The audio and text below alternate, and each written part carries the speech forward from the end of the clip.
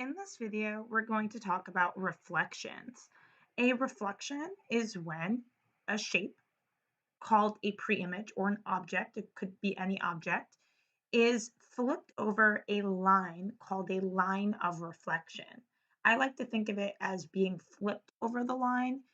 You can think of it as a mirror image. There's a visual over here so you can get a better picture. We have our preimage triangle ABC, and it was flipped or reflected over this line of reflection K to get the image A prime, B prime, C prime. Notice that the distance between each of the points in the pre-image and the image are equal distant from the line of reflection. And that's going to be important when we are doing reflections. The pre-image and image points should be equidistant from the line of reflection. So, a couple of things about reflections. They are rigid motions. That means that the image after a reflection will be congruent to the pre-image.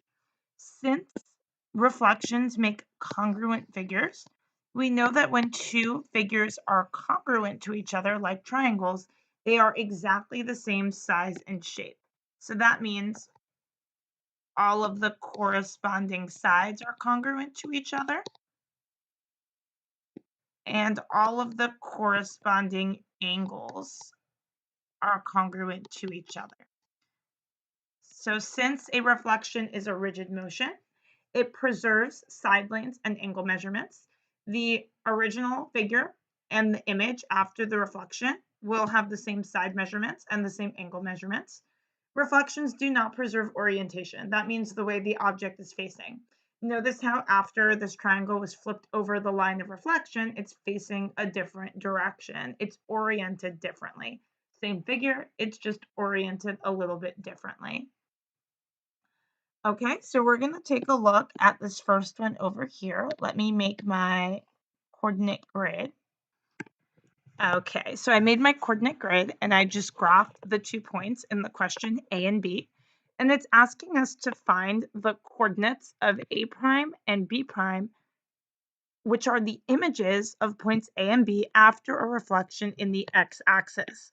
So remember, mirror images, when you're doing a reflection, we want equal distances on both sides of the line of reflection. The line of reflection is the x-axis, so that's this axis. So what I'm going to do is I'm just going to count from point A to the line of reflection, and that's 2 spaces. And I'm going to move it an equal number of spaces to the other side of the line of reflection. I'm going to do the same thing with point B. 1, 2, 3, 4, 5, 6 spaces from the x-axis from the line of reflection. 1, 2, 3, 4, 5, 6. Here it is, 6 spaces on the other side of the line of reflection. So that would be the point A prime would be the point 0, -2, and B prime would be the point 1, 2, 3, 4, -6. Okay, let's set up the next one. Let me move this so you can see the question. Okay, so I just made my XY coordinate plane and I just graphed the points of the triangle mentioned in the question. So here we have triangle sun. And what we need to do is graph and state the coordinates of triangle S prime, U prime, N prime, which is the image of triangle sun after a reflection in the y-axis. So this time our line of reflection is the y-axis, which is this axis over here. So this point S, is already on the line of reflection. So that means it has nowhere to go. It's already 0 spaces from the line because it's on the line. So that means it's going to stay in exactly the same spot. So here we have S prime. It has nowhere to go. It's already on the line of reflection.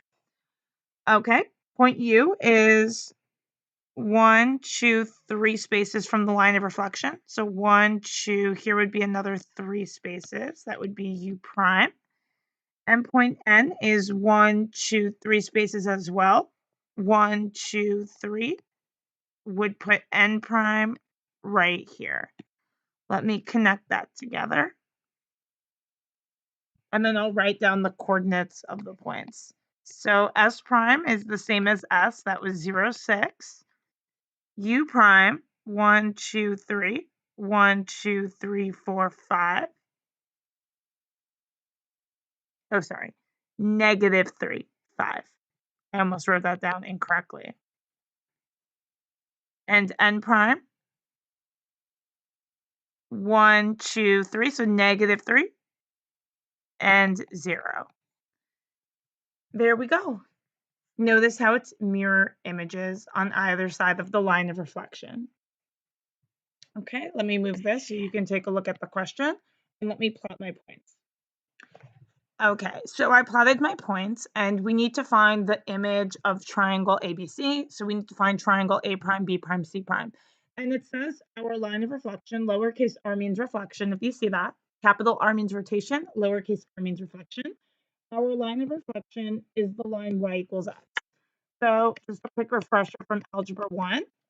The equation of a line is y equals mx plus b, where m is the slope and b is the y-intercept. When you don't see a number in front of the x, that means there's an invisible 1 there. So that means the slope of this line is 1. And since we don't have a y-intercept, that means the y-intercept was 0. So that means the line y equals x passes through the origin because its y-intercept is 0. That's where it hits the y-axis. And it has a slope of 1. So to graph a slope of 1, up 1 over 1, up 1 over 1.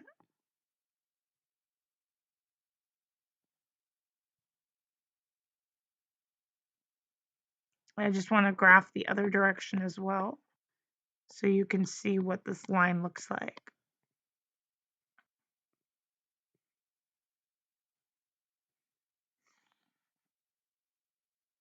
And here we have the line y equals x. So it is a slanted line, so it could get a little bit difficult when we're counting the spaces from each point to the other side of the line of reflection. So I see here that point A is one diagonal box from the line of reflection. So I want to go another diagonal box to the other side of the line of reflection. And that gives me the points 1, -1 for A prime. Okay, for B, I see that it's also one diagonal box to the line of reflection. So I want to go another diagonal box to get B prime. And let me write down the coordinates. That's 1, 2, 3, 1. And then finally, we're just left with C prime. So C prime's going to the other side of the line. So let me use a different color. So it is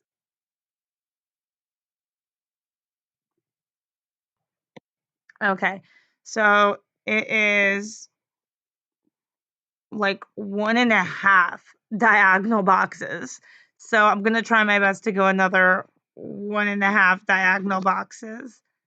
And that brings me over here.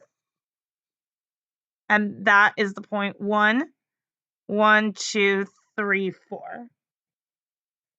So as you can see, it can get a little complicated counting diagonal boxes when you're reflecting over a line that isn't just like a straight vertical or horizontal line that isn't one of the axes, the X or Y axes. So we do have some rules to make your life easier when you're doing reflections like this. So I recommend that for reflection over the X and Y axis, you just do it graphically. It's easy enough and count the boxes from the line of reflection. But there is a rule for the x-axis. All you do is make the y-coordinate negative. For the y-axis, you make the x-coordinate negative.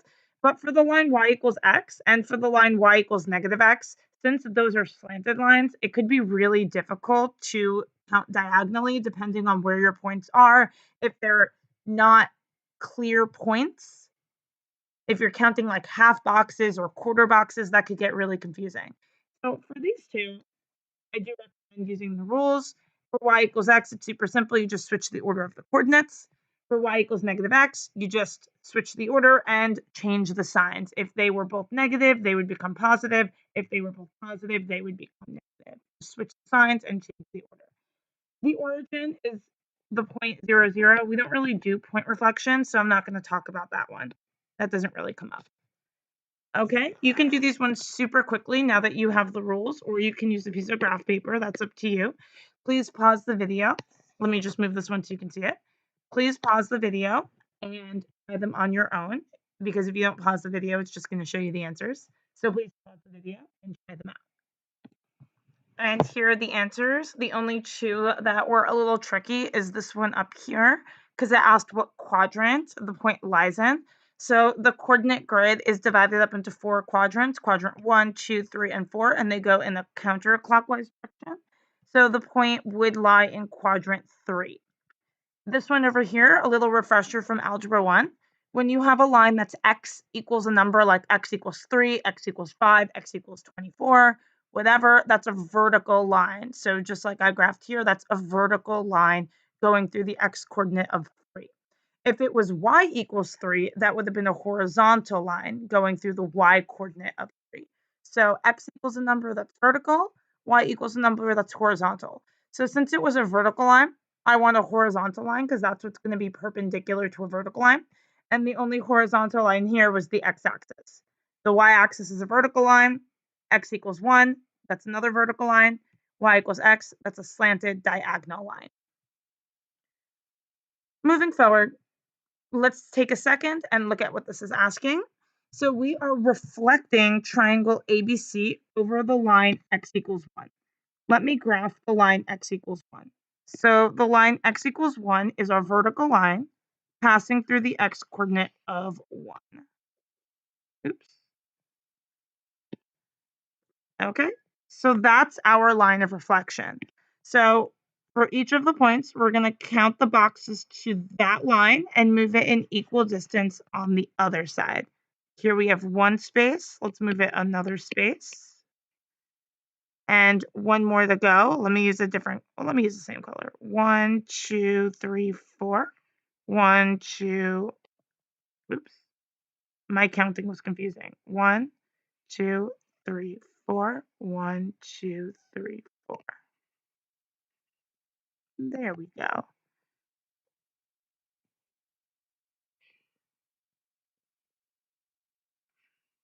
Okay. It doesn't say that we have to state the coordinates. It just says to graph and label. So that is graphed and labeled. So all good to go. Oh, oops. I copied the same question again. Let's forget about that. Okay. The last thing that I wanted to show in this video is how to construct the line of reflection. So over here, we have 2 triangles. Oops. Let me move my compass. We have 2 triangles. We have the pre-image triangle ABC and the image triangle A prime, B prime, C prime after reflection. So if you wanted to see with constructions what the line of reflection is, this is what you would do. You would connect together 2 corresponding pre-image and image points. So I'm going to connect together B and B prime just because they're close to each other. A and A prime is like super far from each other. And I'll also connect together C and C prime. And that's enough. You can just do 2 pairs of corresponding pre-image and image points, and that should be a pretty accurate depiction. And since we know that the line of reflection is an equal distance from the pre-image and the image points, what we're going to do is we're going to find out where the middle is between these 2 points. Middle, we're thinking midpoint, we're thinking bisector, we're thinking perpendicular bisector. So that's what we have to do. We have to construct a perpendicular bisector. So let's come over here and let me use a different color for my construction marks. There we go. So I'm going over to one endpoint. I'm just opening up more than halfway. It doesn't matter exactly how much. An arc above and an arc below. I probably should have made this smaller. Probably would have been easier to see. Let me zoom this out so it's easier to see. Okay. Now without changing the distance on my compass, I just made the same arc, equal distance. Let me move my compass away. Right through those 2 intersection points is my bisector. And just to make sure that I'm super accurate, I should also do this for the other 2 points. It should be the same bisector because it's the same line of reflection that it was reflected over, but let's just see. Oops, I keep clicking on that. I want to click on the color. There we go, because I don't want my construction marks to be all confused here. Okay, so I'm going to go over to one of the endpoints on this segment, and I need to make that smaller. That's about 3/4. Doesn't matter exactly. Should just be about 3/4 of the way down. Using the same distance, other endpoint. There we go. And if I connect through the two endpoints, notice how it matches up exactly to the other one. So we found the line of reflection. The line of reflection is the line that we constructed. I just put some arrows on the end to let you know that it's a line. You might have also learned in class how to actually construct a reflection of a triangle over the line of reflection. I'm not going to go over that in this video, but there's some good YouTube tutorials on it if you did learn that in class and you wanted to review it. If you go onto YouTube and type in constructing a reflection, it should pop up and you should be able to find some good videos on that.